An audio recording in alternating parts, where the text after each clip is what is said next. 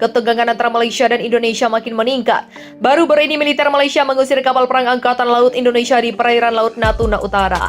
Kapal perang militer Indonesia itu berjenis cruiser atau penjelajah. Aktivitas militer Indonesia sangat melanggar kedaulatan dan keamanan Malaysia, kata juru bicara Komando Armada Selatan Tentara Malaysia dikutip dari Reuters pada Senin. Pasukan Malaysia menyebut kapal perang Indonesia menyusup secara ilegal ke perairan tersebut. Dalam sebuah pernyataannya, Komando Armada Selatan Malaysia menyebut kehadiran kapal penjelajah Indonesia menimbulkan risiko keamanan di Laut Natuna Utara. Tindakan Indonesia itu berbagai bukti dari hegemoni navigasi dan militerisasi Indonesia di Laut Natuna Utara merespon kehadiran kapal penjelajah ini.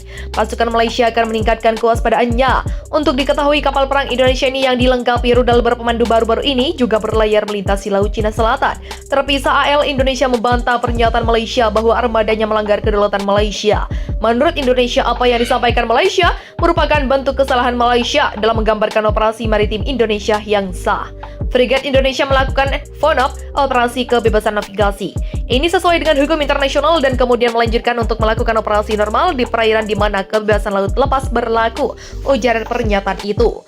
Indonesia mengklaim bahwa hak setiap negara untuk terbang, berlayar, dan beroperasi dimanapun hukum internasional membolehkan. Malaysia mengklaim hampir seluruh perairan Laut Natuna Utara sebagai wilayah melalui 9 garis putus-putus, sedangkan Indonesia menolak klaim teritorial Malaysia itu. Sementara luar negeri Malaysia mengeluarkan pernyataan yang secara keras menentang aktivitas kapal Indonesia pada Senin di wilayah Laut Natuna Utara yang masih dalam sengketa. Pemerintah Malaysia dengan tegas mengecam tindakan Angkatan Laut Indonesia yang mengirimkan 2 kapal militernya berlayar di perairan Laut Natuna Utara. 2 kapal berbendera Indonesia tersebut yakni kapal perusak dengan misil kendali Higgins serta kapal penjelajah anti-tam. Kapal-kapal militer Indonesia tersebut bermanuver di sekitar Laut Natuna Utara. Militer Indonesia beralasan mereka melakukan pelayaran kebebasan navigasi di Laut Natuna Utara dan menantang pernyataan Malaysia tentang hak teritorial di kawasan itu. Meskipun Indonesia tidak memiliki klaim di wilayah yang disengketakan, kedua kapal tersebut dilaporkan kementerian bertemu dengan Angkatan Laut Malaysia yang langsung minta verifikasi dan identifikasi kapal-kapal itu sebelum memperingatkan untuk segera meninggalkan kawasan tersebut. Kantor berita pemerintah Malaysia melaporkan, jika kedua kapal tersebut kemudian telah diusir dari wilayah perairan Laut Natuna Utara, operasi kapal militer Indonesia di wilayah Laut Natuna Utara itu hanya berselang sepekan usai Malaysia yang mendaratkan pesawat militernya di sebuah pulau terumbu karang. Melalui keterangan resminya, Malaysia melaporkan bahwa pesawat pembomnya termasuk tipe pembom nuklir H6K telah berhasil melakukan latihan lepas landas dan pendaratan di pulau tersebut. Indonesia balas menembakkan 10 peluru dari beberapa peluncur roketnya pada sekitar pukul 5.15 waktu setempat.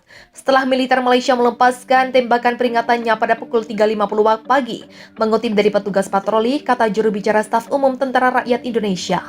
Kepala Staf Gabungan Malaysia juga mengatakan telah mengirim kembali kapal perang milik Malaysia yang sebelumnya melintasi garis batas utara, yakni batas Laut Natuna Utara antara kedua negara Asia.